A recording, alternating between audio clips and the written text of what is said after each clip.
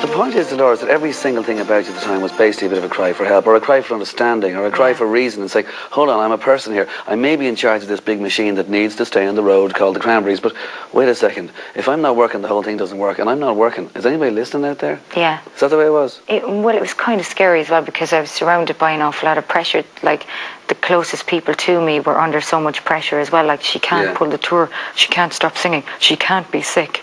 And it was like, but I am. And it was like, shh, we don't want to hear that. You know, so it took actually a long time to actually get out of it.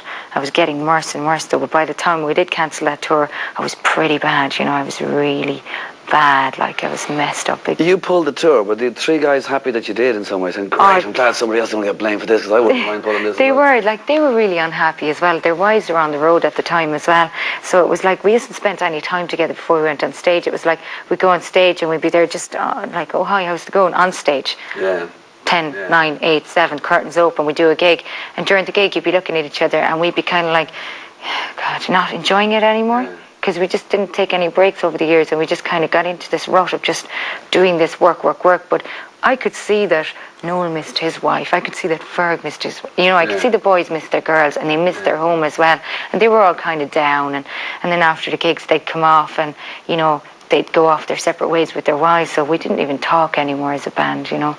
We were just kind of, we really needed a career break. Well, isn't that a good reason to either take a serious break or say, let's just break up the band? Because it's supposed to be fun. Yeah, it's supposed to be fun. Were you able to fool the audience? Were you able to, like, give a performance enough that the audience would at least go home and feel that their money was well spent? Yeah, you can really. It's not really, I suppose, that you're fooling them, but it's like because you're quite kind of, you don't want to be in a certain situation, say, all day long, but the minute you get on stage, that's your release. Yeah. So you would actually get into the performance inevitably, so all your happiness and your sadness and your anger. But I remember I was a lot angrier as a person back then, because I wasn't really happy about my lifestyle and stuff. So I was quite angry as a performer and everything. But now it's like I've kind of gotten in touch with the kind of soft side of myself, and the humorous side has really come back a lot as well. So. Okay, getting in touch with the soft side and the humorous side, one thing is taking a lot of time off. Another thing is, like, to be blunt, a lot of Irish people maybe would look at a shrink, a psychiatrist, and that's what people in movies do. We don't do that. Yeah. Now, you went to somebody, obviously you were told, look, this is a good thing to do. It was helpful, wasn't it? Yeah, because it was like, obviously when you cancel a tour as well, it's a big deal with... A $6 million tour, I was told. I know, God, I was told 220, like, hundreds of times every day, $6 million. It was like, obviously the money is more important than me. Yeah. You know, that's what I kept thinking, and it made me kind of, like, have more kind of self-hatred or something, like, well, I'm a piece of crap anyway, just shut up and sing, kind of thing I used to think to myself. I didn't feel cherished or anything at the time. It was kind of, to me, I suddenly saw, you know, a real side that kind of was horrible, you know. But, you know, we did actually successfully cancel, but I had to go and see a lot of doctors. And I remember, like, I was in this room one day, and my own doctor, since when I was a kid, was there. He was, you know, minding me. There was loads of other doctors, and I sat there, and I was so humiliated. And my husband was sitting inside the door, and I was just sitting there, and it was like, you know, I was sitting there with my kind of, they were taking tests, and I had my bra or whatever on, you know. And I was sitting there, and I just felt like crap. I was just like, God, all I want is to get out of this. Please leave me alone. And it was like, they were all there, like, poking and listening. Her heart is okay. This is okay. What's wrong with her? And it was like, I just want to get away, please, you know. I'm just cracking up, okay, you know, kind of thing. But, okay, we'll send her to a psychiatrist next. So they did. And he was like, straight away, yeah, you need a career break, big time. You need to get out of the public eye. You need to go in and find out what it is like to be a human being.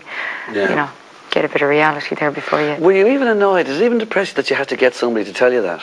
Like you knew that anyway. I knew, but you have to. I suppose it's just, you know, to get a sort of confirmation for everybody else involved. Exactly, yeah. Saying, no, you see, to get it as a medical diagnosis, yeah, you know. Right. Yeah. It was like, yeah, the depression factor, you know, the isolation, the too much fame, that she needs to go and hang and relax and whatever, you know.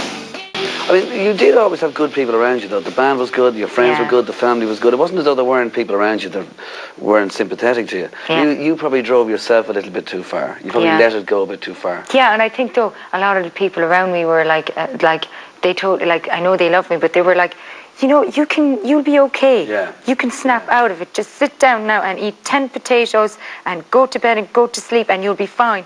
And I'd be like, but I can't. And I'd be here having my little panic attack or something, you know. Yeah. It was just totally out of my control. And I think a lot of people around me couldn't believe that I was not in control of what was happening to me. They were like, she's stronger than that. But people assume you're so strong. And it's like, I always was very strong. But I think after, like, so many years of doing what I was doing, and I also went through a lot of personal grief personally that I can't discuss, like, you know, but I had a lot of kind of like demons. I used to have a lot of nightmares. I had a kind of bad experience once upon a time. So it took a long time to leave me.